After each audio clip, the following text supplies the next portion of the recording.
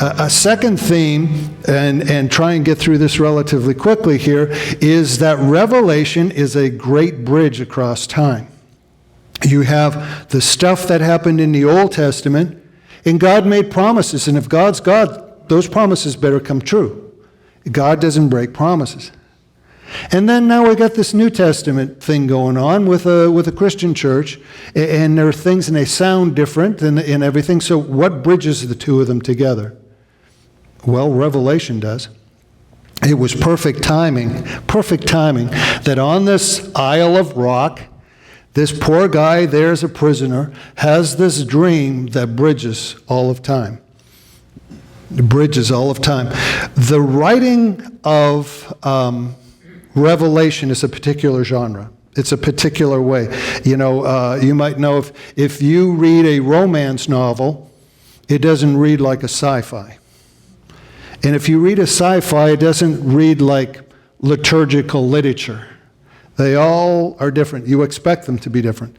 And Revelation was written in a style that was understood. It is actually the word apocalypse.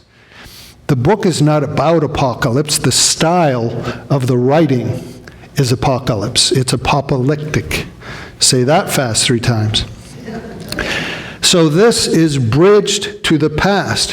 Who is writing? It's a Jewish prophet guy who's New Testament now. Who's he writing to? Predominantly a Jewish background church. So how is he going to write? Well, apocalyptic writing is all about weird symbols that are very dramatic.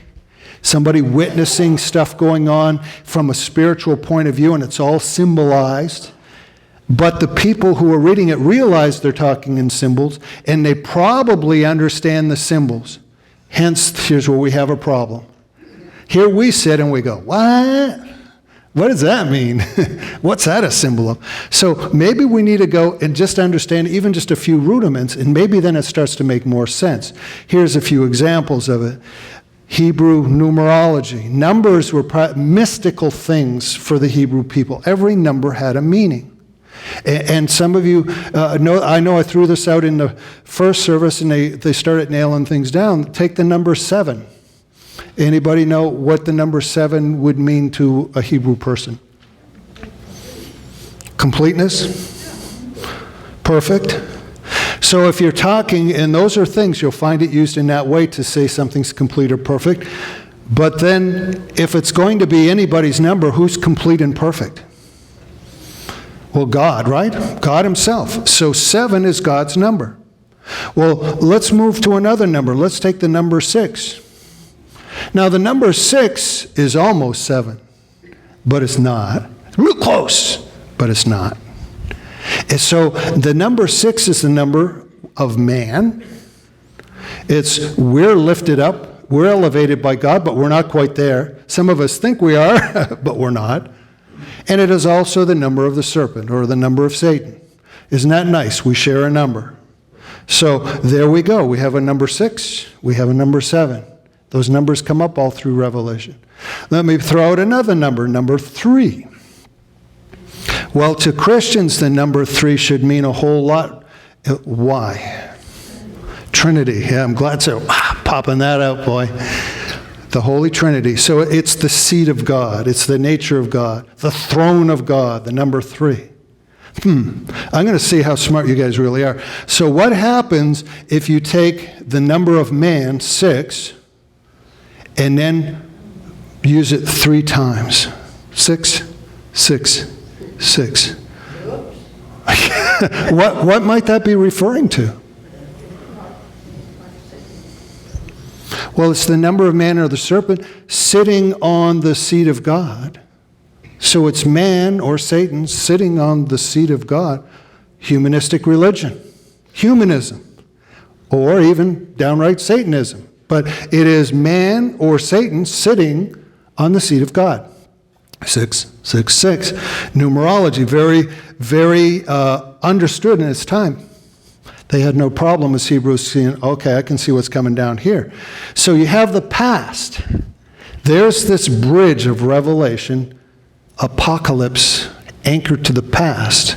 Then it extends into the present and gives solid footing. Not weird stuff at all, things you already understood, now in the present. And let's start with the present. Think of it not as our present, but John. There's John writing this letter. Let's go back to where he's writing the letter. It's his present. Here he is writing the letter in his present. And so what's going on? Well, we already looked at it. Rome has reached this thing. They're going to turn all their energies into destroying the church. It's looking so bad. And so the symbols that we understand from the Old Testament, they're not weird critters at all. What they are is symbols of nations and people and such. And so here we are with this one beast that comes up out of the sea in Revelation 13. It's an ugly one. Man, this is an ugly puppy. All kinds of animal parts. It's got the foot of this and the head of that and all of this going on. As a matter of fact, it has 7 heads.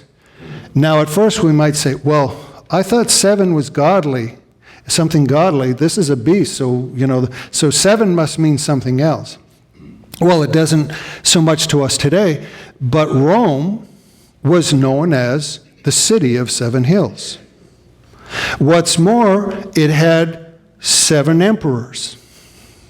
The empire had 7 emperors. But it says it had 7 heads and 10 crowns. How did that work out? Why did it say that? Well, in the history of Rome, it had 7 emperors, but when Nero died, there was a time where they had semi-rulers, people vying for power. There were 3 in an 18-month period, and they all got assassinated type of thing. So there were really 10 crowns, 10 rulers, but only 7 emperors. And people of the time knew a lot of this. I mean, it was just common knowledge for them. So it became obvious who the beast was for them. It was this Roman Empire that was coming at them like a freight train in all of this. And so there is a beast of Rome, so where does the mark of the beast come in? Now, this is all kinds of fun. It seemed that for years it was like, if don't ever get a microchip under your hand, there's the mark of the beast. It's like, why? God's against high tech, I guess. And then how did that fit back into Roman times? Well, here, once again, we might not know, unless we're history buffs, there was a few things going on. Start with this. There was a state doctrine called Pax Romana, and it meant Roman peace, and it made sense. Rome was a power nobody could contend against. They united the whole world. They were brutal, but they united the whole world. So they brought Roman peace to the world. Hey, these guys were a blessing to the world. And in a way, kinda, here they are, a blessing to the world. Roman peace. Well, Rome is now an empire, and an empire is ruled by an emperor.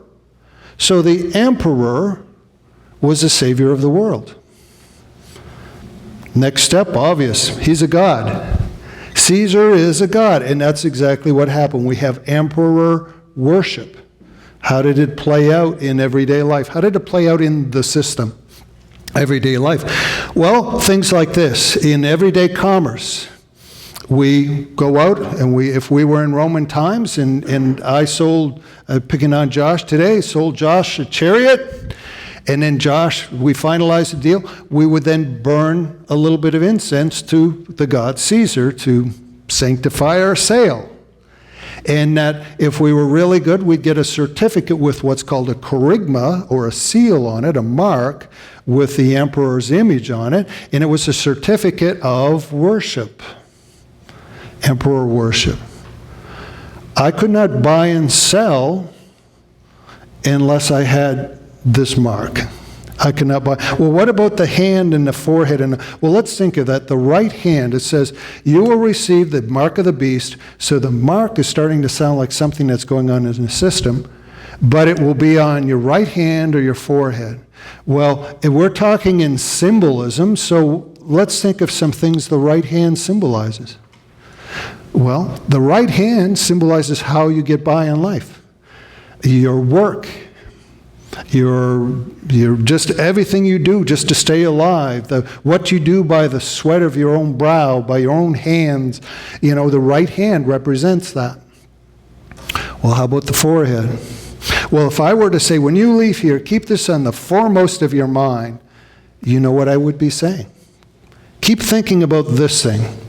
If something is the foremost of your mind, it's the priority. It's the thing that's the highest value to you. It's the thing you believe most. It's the thing you think of most. So this mark is on how you make a living, how you get by in life, how you do life, and how you think. And the mark of the beast is humanistic religion. Human in the place of God. In this case, Caesar in the place of God. Made perfect sense. The mark of the beast was the way you did life. It was the way you did life. You could not buy or sell without the mark of the beast. And every Christian at the time understood what was going on here. Well, that's great. What a wonderful history lesson. What does that got to do with us today? Because we don't have to burn pinches of incense to Caesar. Josh and I can sell our chariot. We don't have to worry about it at all. So how does it fit in? Well, let's move from Revelation giving you footing in John's time, in his present, to giving footing in our present. How it works here, because it does. We'll step back and look at the 666, all about humanistic religion. Man in place of God. Does that exist in our day? Wow. Well, let's see. We've got atheism. We've got moral relativism. We've got social activism. The highest. What is social activism, really? It is what you do in good deeds is the highest thing in itself. So doing good things is a religion in itself. The New Age movement taught us that we're our own gods.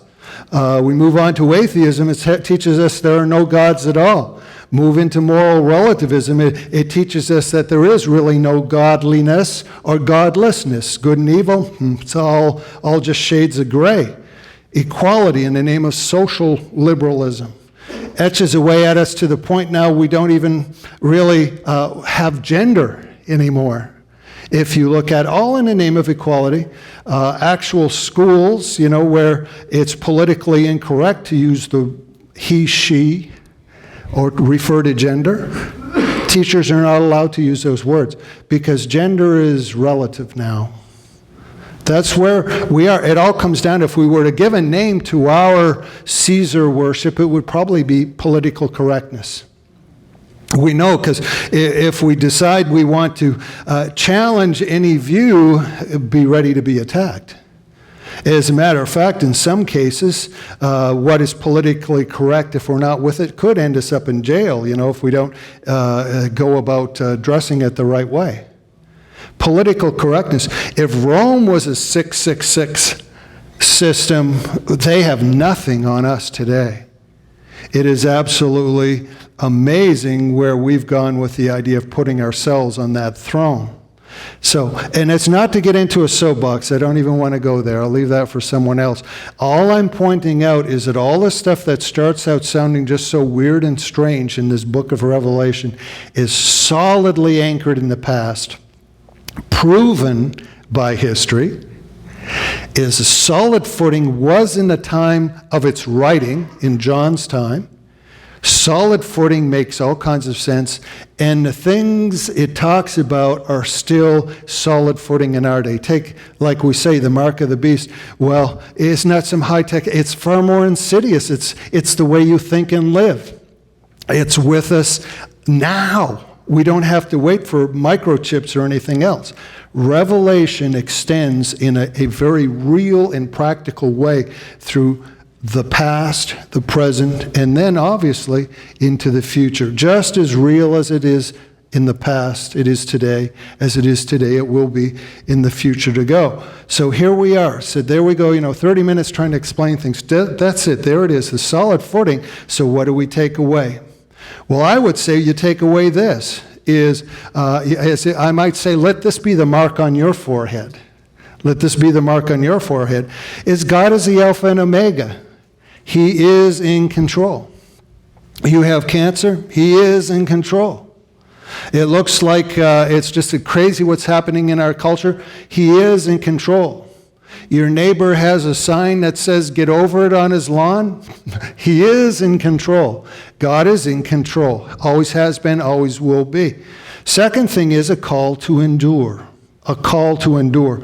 We took it was a progression we kind of went through, because we started looking at belief. You need to believe in order to have a relationship with God, but that's not enough.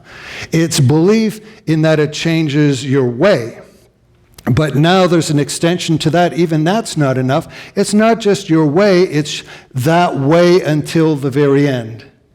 It's belief that causes you to change to that way, and you follow that way to the very end. In Matthew 24:13, Jesus was talking about the end times here too. And this is the statement for his conclusion: the one who endures to the end will be saved. Not the one who believes, not the one who came to church, not the one who is nicely color coordinated. The one who endures to the end. Revelation 2:25, hold fast, this is talking to one of the churches, hold fast what you have till I come. What do you have? Well, you should have a faith and an understanding. And he who, here comes the big word, wait for it, overcomes. In this case, overcomes and keeps my works until the end, and then he says, I will give. And we get into the reward of the thing. Alpha and Omega calls you to endure to the end. To finish well. To finish well to the very end. Whole thing. There is belief that causes you to live a way, and you live that way to the end. Now, here comes the real scary thing to take with you, and then kind of leading to a question here, is right now you have a mark. If you look at the symbolism we talked about, you have a mark on your right hand and on your forehead right now. How you live, how you think. A mark right now. So what's the question? And by the way, Greg, Debbie nailed this question right, almost verbatim, right out of it. She says, whose mark do you have? And that's where it all comes down to with this. Whose mark? You have marks right now, but whose marks do you have on your forehead and your hand?